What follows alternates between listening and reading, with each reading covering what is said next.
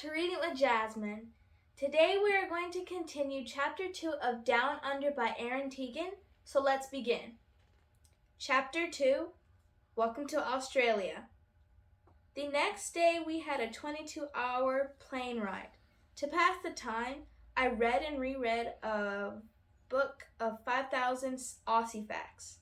We'd been in the air for about 10 hours when I made friends with the boy across the aisle while we were eating our Tim Tams, an Australian cookie chocolatey goodness that came with our in-flight dinners. Just so you know, I told him, there are more animals that can kill you in a heartbeat in Australia than anywhere else in the world. The whole world? The boy asked, wide-eyed, chocolate crumbs all over his mouth. I hoped he would wipe them off before putting his mask back on. I nodded, holding up my book of facts.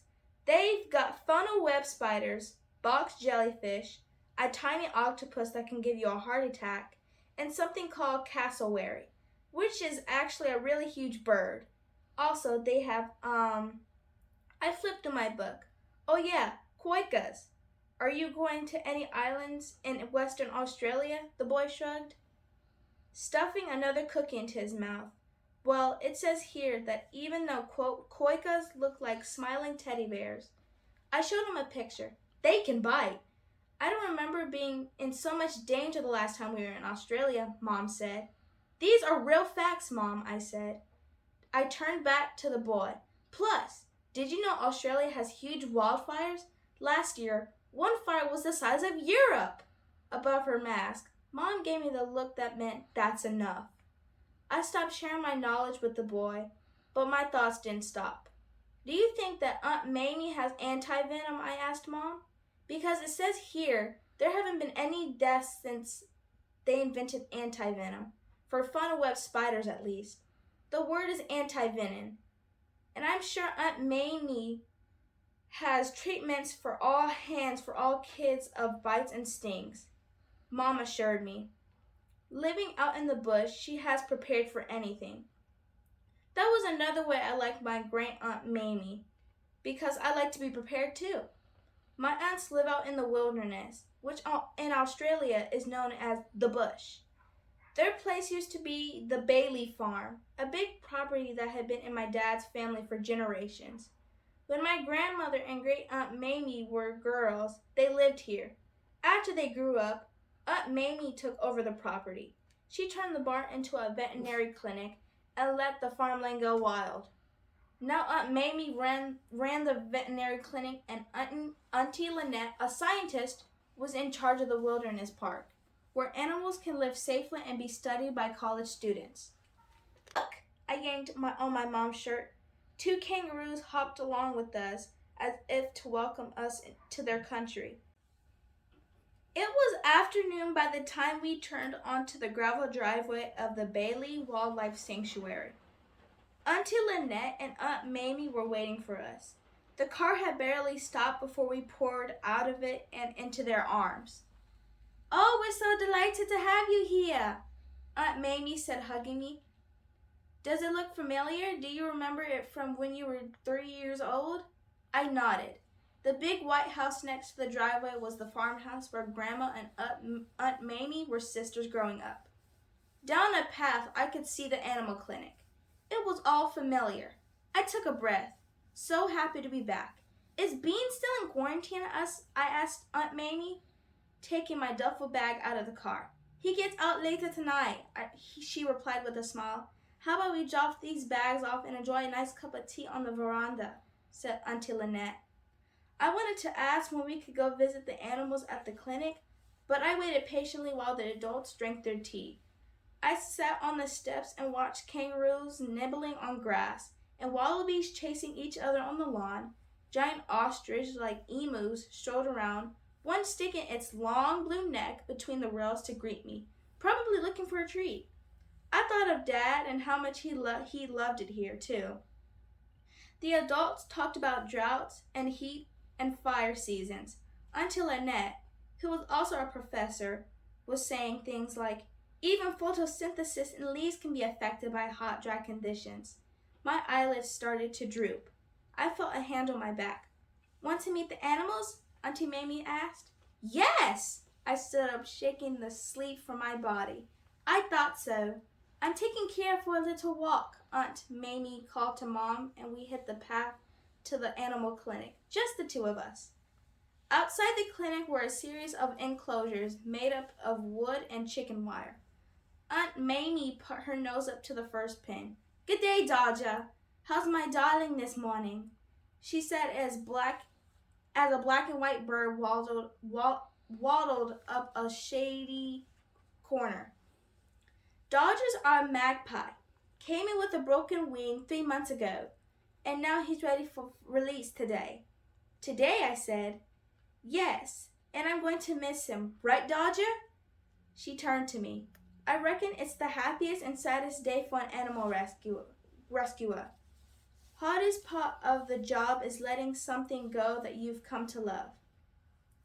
She looked back at the bird. My sweet Dodger, you'll be quite fine out there, I know. When will you release him? I asked.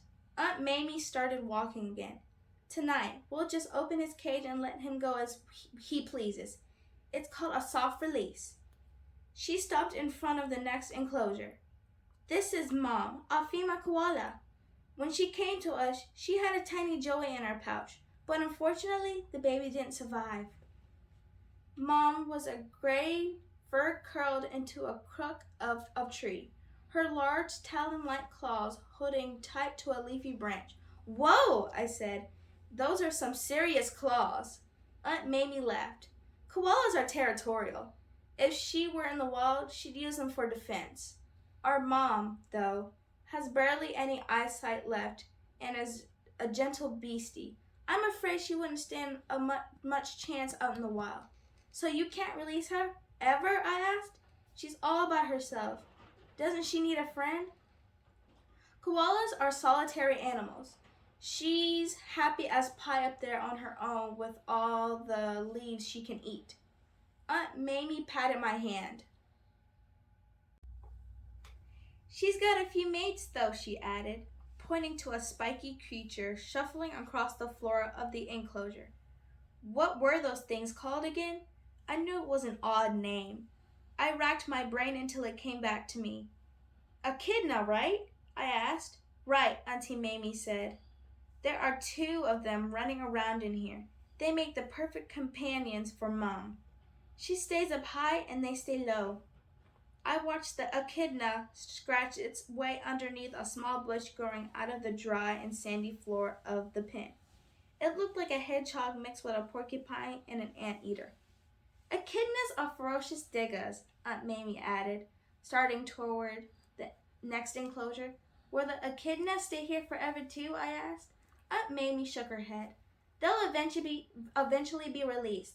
Our animals start off inside the clinic for medical attention. Then the larger ones move to an outdoor enclosure while they finish recovering. And finally, when they are ready, they'll be released back into the wild, she explained. Every so often, we'll get a case like Mom, but our goal is for our patients to return to their wild habitat. At the next pen, I halted in front of a creature that looked like a bear cub, but with stubbier legs. It was laying in the sun in the middle of its pen, belly up to the sun, paws resting on its chest. A wombat! Good day, Muffin, my girl. Mamie called into the enclosure. Enjoying the sun, I see. We had reached the door to the clinic. Make sure to close the door behind you, said Aunt Mamie as we stepped inside. We don't want any snakes in here unless they're coming in for treatment. Right, we were in Australia. Spiders, deadly snakes. I had to stay on guard.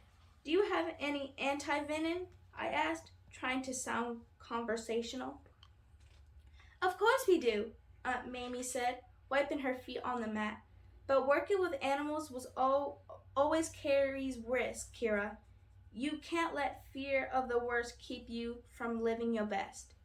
I thought about that. Maybe, but it would be hard to live your best if you're in the hospital with a funnel web spider bite. Aunt Mamie chuckled. Pretty sure you missed my point, dearie. I grinned. Of course I knew what she meant. I was just joking. Sort of. This concludes it's chapter 2 of Welcome to Australia. Kira and her mom have finally made it to Australia from that long flight. Please make sure to look after all the videos of Kira Down Under for all the pictures that describes each chapter. And also, what do you think of my Australian accent? I tried my best, mate. Stay tuned for chapter 3. Bye!